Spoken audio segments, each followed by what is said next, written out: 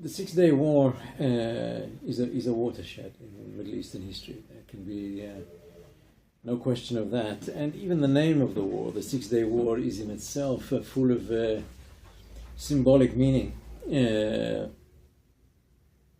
Calling it the Six-Day War is very Israeli and symbolic of the euphoric sense of victory in the aftermath of the war.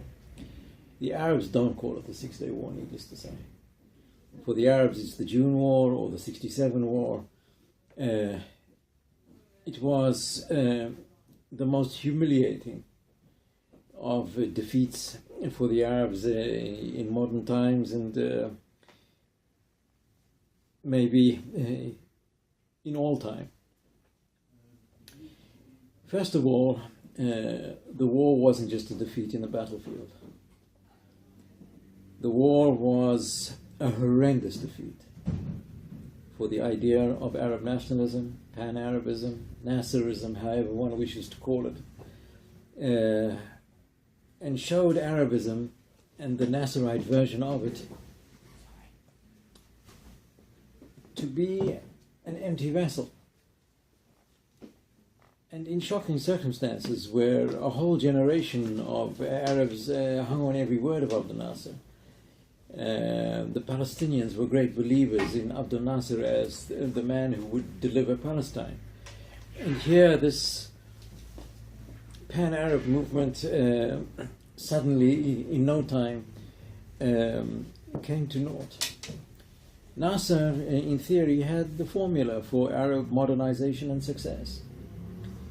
The formula was composed of three things: Arab unity, Arab socialism, and alliance with the Soviet Union in the Cold War. This was to be the panacea for Arab ills and for the modernization of the Arab world. And suddenly, within no time, it came to nothing. It's difficult to comprehend, really. And I think many Israelis don't realize this at all. The extent to which the war of 1967 was such a humiliating defeat for the Arabs and for the Egyptians in particular. So now we have this void of Arabism in the aftermath of 67, which was filled by two simultaneous but contradictory trends. The one was the reassertion of raison d'etat, Arab state interest. If pan-Arabism is a pie in the sky, it became ever more legitimate to pursue state interests unabashedly, without any apology. Egypt first, Jordan first, Palestine first. And Egypt made war with Israel again, and then peace with Israel, serving purely Egyptian territorial state interests. The other trend was the rise of political Islam, which actually challenged the Middle Eastern state. So as I say, two simultaneous but contradictory trends that fill the void of pan-Arabism. For the Arab states involved in the war with Israel, this was the beginning of thinking seriously about withdrawing from the conflict with Israel. And not long after the Six-Day War, there was the Yom Kippur War of 1973, and then the gradual withdrawal of the Arab states from the conflict with Israel. First Egypt, then Jordan. We were nearly there with Syria. And essentially, the Arab world of post-67 has left the Palestinians to fend for themselves. They have to look after their own Palestinian raison d'etat. The Palestinians spoke with ever greater emphasis after 1967 with what in Arabic was called the independence of decision, istiqlal al-qarar. That is, the Arabs have defeated us, have disappointed us. The Arabs have disappointed us. The Palestinians must fend for themselves. they must be their own independent decision makers. By taking this position, the Palestinians took ever more responsibility for their own fate, but also paved the way for the Arab states to actually let the Palestinians go ahead on their own. And, you know, you want to be more independent, be my guest. And the Arab states walking away from a conflict with Israel, as I say, leaving the Palestinians pretty much on their own to fend for their own raison d'etat.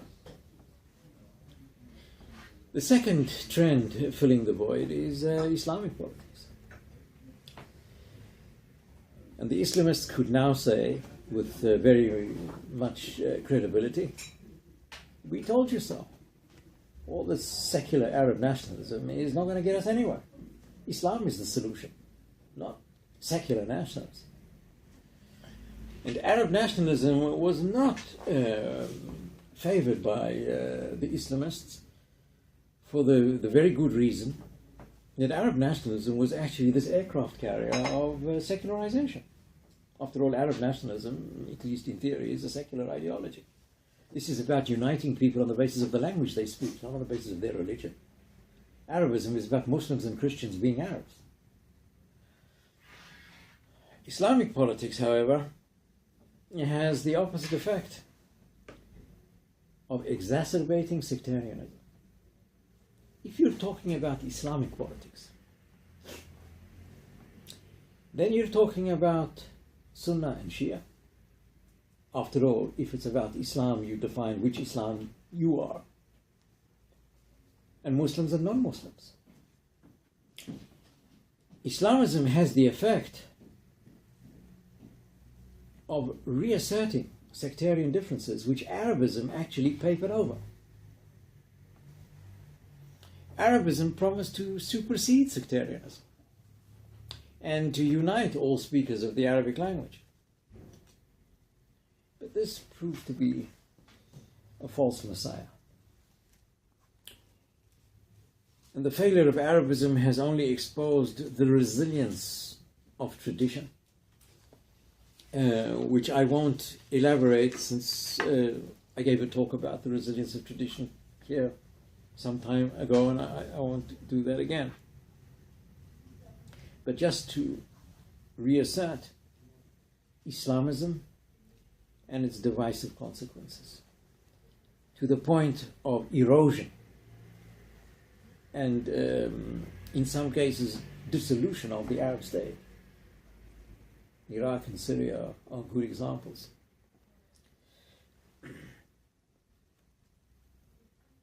So essentially, the defeat in 1967 was a symptom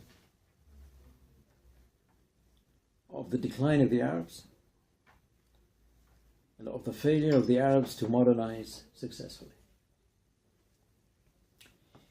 There are these reports written by the UN, the Arab Human Development Reports, which if one reads them, those Arab Human Development Reports that preceded the Arab Spring, you can see exactly where the Arab Spring comes from. And these Arab Human Development Reports, speaking about the crisis of the Arabs, explain that the Arab states suffer from three major deficits. The deficit of political freedom, the deficit in first world education systems, and the deficit of gender equality. These are the three components of the Arab disaster. The failure to develop free political societies and the failure to develop first world level education systems have resulted in Arab economies that are not very strong or are in fact quite weak in the sphere of innovation, which requires both freedom of thought, creative thinking, and good universities. And therefore Arab economies lag behind the Western world in this globalized era, in the sphere of innovation, with economies that are poor performers. And poor performers also deeply affected by the third factor, the lack of gender equality. The lack of gender equality has serious economic consequences.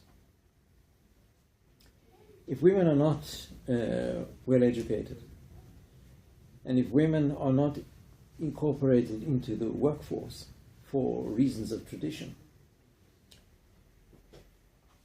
you have two consequences. One, very low female participation in the workforce, and therefore economies where almost half the population doesn't work. Women who are not involved in the workforce and who may have relatively low education tend to have large families. And the consequence is poorly performing economies with rapidly growing populations, which is a recipe for disaster. This is not a prediction, it's the present. We're in it. This is not about a disaster that is about to happen. We are going through it. That is what the Arab Spring is. The Arab Spring is this expression of the clash between the forces of modernity and tradition. The results of the failure to modernize successfully, and a reflection of this crisis of the Arabs, not an outburst of democratic success as we have seen. Leading, as a consequence, also to very serious challenges to the cohesion of the Arab state. I mentioned Syria and Iraq. We could add to that, for tribal reasons, Libya and Yemen. Lebanon always tottering on the verge. And now I have a colleague who talks about not the Arab Human Development Reports, but the Arab Human Disaster Reports. Millions of refugees. The collapse of state systems. The decline of the economy. The decline of public health. The loss of years of education for hundreds of thousands of Syrians. Damage to the economies of countries like Syria and Iraq, which run into the hundreds of billions. This is a disaster that the Arab states are not going to overcome anytime soon. And Egypt, which has overcome its internal instability, is still a country suffering from profound economic difficulties, which, however stable General Sisi has made Egypt, overcoming Egypt's economic difficulties are not in the cards anytime soon. What has the Six-Day War done in terms of the Arab-Israeli conflict? Israel appears in the Arab mind, in the aftermath of 1967, even more than before, as a monument to Arab inadequacy. A monument to Arab failure. Israeli success is evidence of the Arab inability to eradicate Israel. And Israel, as this monument to Arab inadequacy, obviously is not very well liked in the region, and that is probably not going to change anytime soon either. Another factor in the aftermath of the 1967 war is the return of the Palestinians to the front stage. It's no longer the Arab-Israeli conflict. It's the Palestinian-Israeli conflict. And the Arab states are gradually withdrawing. And the Palestinians, as I said before, left very much to their own devices. But the Palestinians returning as autonomous players in the conflict, which they were not after the 1948 war. And they were succeeded by the Arab states, who essentially took over the conflict. After 1967, it's the Arab states moving away from the conflict, and the Palestinians on center stage once again, and very much in control of their destiny, for better or for worse. In the 1967 war, Jordan lost the West Bank. A dramatic turn of events. After all, the Jordanian occupation of the West Bank was part of a Jordanian policy to Jordanize the Palestinians. Israel's occupation of the West Bank arrested the Jordanization of the Palestinians, re-Palestinized the Arab-Israeli conflict, and served to focus the Palestinians on their own territorial self-determination as an autonomous player, much more than they were before in 1967. And one could argue that had the Jordanians remained in occupation of the West Bank, the Palestinian question may have developed in very different ways altogether, but that is just speculation. The Arab states, as the Palestinians reassert their center stage position, the Arab states fought their last war with Israel in 1973, the war that Egypt and Syria fought with Israel. Since 1973, that is now going on for year 44, the Arab states have not fought Israel. There has been no interstate war between the Arab states and Israel, now going into the 44th year. Once Egypt made its peace with Israel, there was no longer an Arab war option. The Arab states could not make war with Israel without Egypt. So the Palestinians, left on their own, faced the brunt of Israeli power in the war of 1982 in Lebanon, and there is a direct connection between the 1982 war in Lebanon and Oslo. The people who went to war in 1982 against the PLO in Lebanon didn't intend to go to Oslo. And the people who went to Oslo from Israel actually condemned the war in Lebanon. But the crushing of the PLO in Lebanon in 1982 created the reality in which the PLO in 10 years later had no choice but to actually enter into a negotiation with Israel. And a negotiation with Israel on the basis of Resolution 242. And that is an interesting observation to make. The Palestinians never accepted Resolution 242 when it was passed. If you read Resolution 242, passed in November 1967, the Palestinians are not even mentioned in Resolution 242. The word Palestine or Palestinians doesn't appear there. Resolution 242 created the principle of land for peace. Israel was supposed to give the land it took in 1967 back to the states it took it from. That is, West Bank was supposed to go back to Jordan, not to become a Palestinian state. In November 1967, the Palestinians weren't the autonomous player that they became in later years. And land for peace is an interesting formula as well. Israel's withdrawal from the West Bank, according to Resolution 242, and from the territories it occupied in 1967, not just the West Bank. Israel's withdrawal is not unconditional. It is land for peace.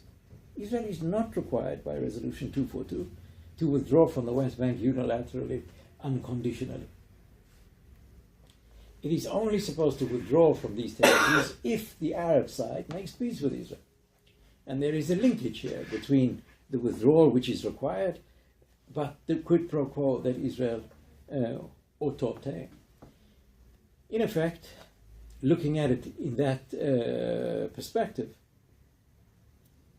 this is a resolution which is very mindful and I would say considerate of Israel's security needs. Recognizing the 1967 war by the international community as a war of self-defense. Israel was therefore not required to withdraw from these territories immediately without any condition, as one might have thought if the war was regarded as a war of anything else but self-defense. And generally this gives rise to the question of what Zionism is all about in the eyes of the international community. In 1967, Israel was seen as a representation of Zionism as this great project of historical self-defense of the Jewish people against their horrific past. Israel's legitimacy was based on this vision of Zionism as self-defense, in which the Zionists and Israel agreed to the partition of Palestine into two states. If one looks at Resolution 242, it follows the logic of the partition resolution of 1947, linking Israel's legitimacy in the eyes of the international community to the acceptance of the idea of partition. The Arab states at war with Israel, Egypt and Jordan, accepted Resolution 242, even though the resolution spoke about all states in the region having the right to secure and recognize boundaries.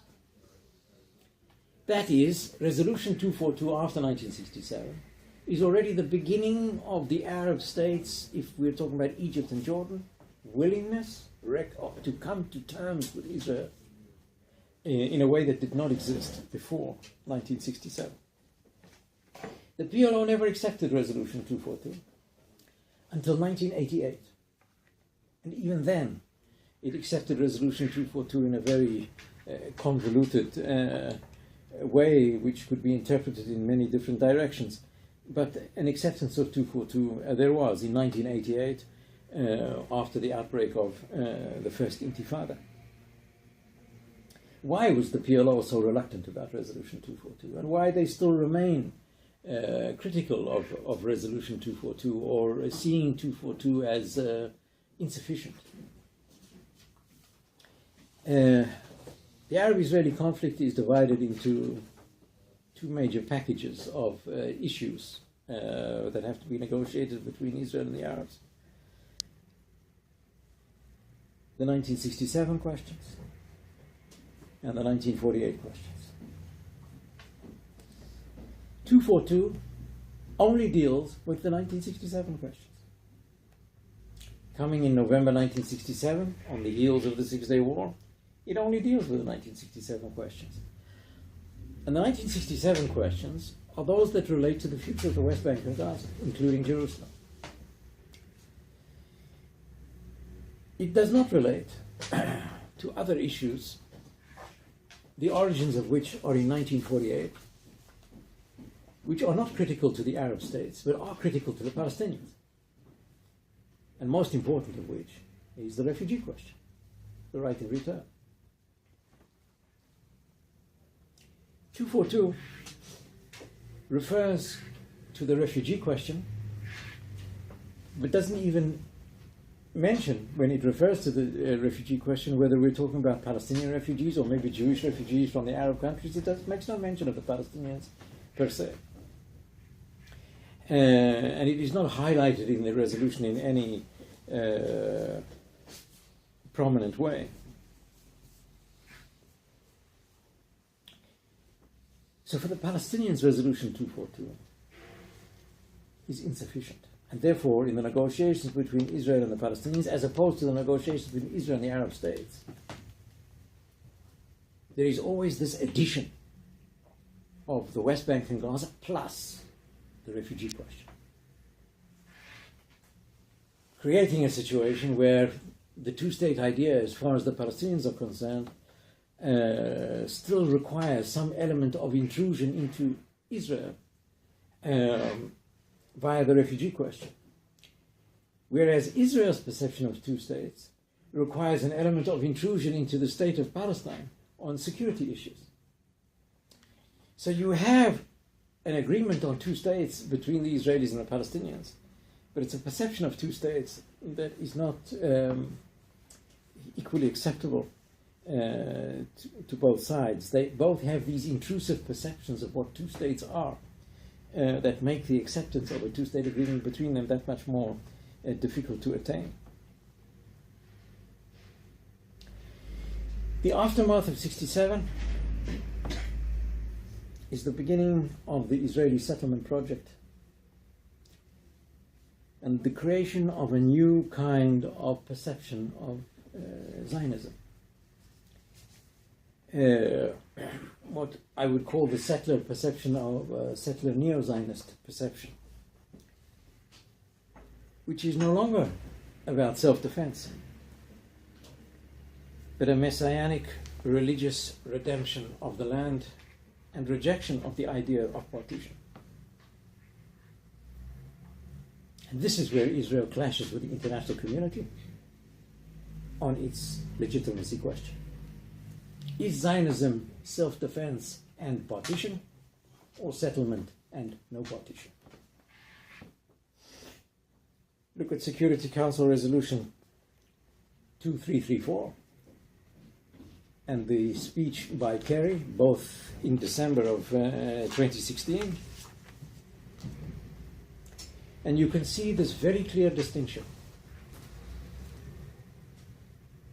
between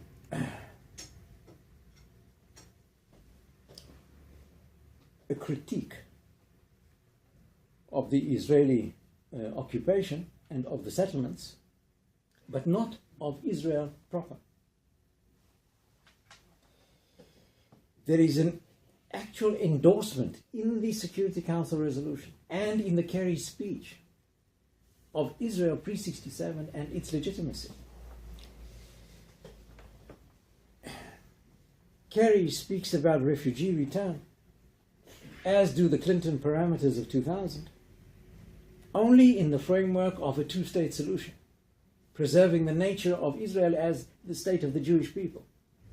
That means refugee return to Palestine, not to Israel. The critique in Resolution 2334 of the settlements as a flagrant violation of international law calls upon all states to distinguish in their relevant dealings between the territory of the State of Israel and the territories occupied since 1967, i.e. Israel pre-67 in 78% of Palestine is entirely acceptable as fully legitimate by the international community. That was not the situation pre-67. Where in the mid-50s, for example, Israel was called upon by the great powers to give up parts of the Negev in exchange for peace with Abdel Nasser, which never came to any fruition. But there is an international consensus which has emerged on the contours of two states. And in this international consensus on the contours of two states, there is no erosion of Israel as the nation-state of the Jewish people. And therefore, the international community is with the Palestinians on the 1967 question, but not on the 1948 questions. The Palestinians therefore have the full support of the international community when it comes to settlements, when it comes to dividing Jerusalem, but not on refugee return.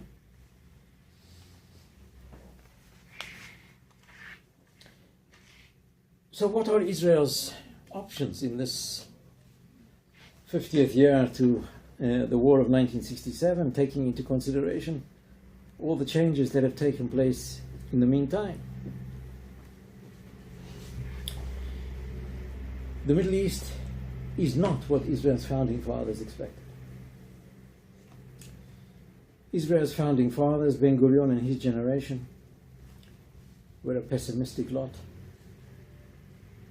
and were very fearful in the first years of Israel's existence that Israel would find it extremely difficult, if not impossible, to manage the potential power of the Arab states. The Arab states, they feared, would modernize. With their huge populations and relative wealth, would create these massive armies with the support of the Soviet Union. And Israel, with its very small population, would find it very difficult to keep up the conventional balance of power. So Israel went nuclear. In this belief in the long-term power of the Arab world. Well, the Arabs did not get stronger and stronger as the founding fathers believed, actually got weaker and weaker. And the war in 1967 was an indication of precisely that. And the Arab states since 1967 have got even weaker than they were then. So Israel is now confronted not by the power of the Arab states that our founding fathers feared, but Israel is now confronted with Arab weakness and what to do with Arab disarray and disorder, which is problematic too,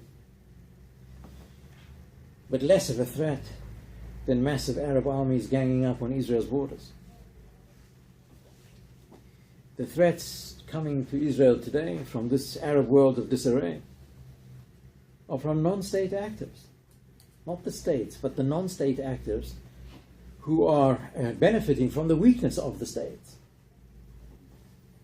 Hezbollah and Hamas and ISIS and its ilk.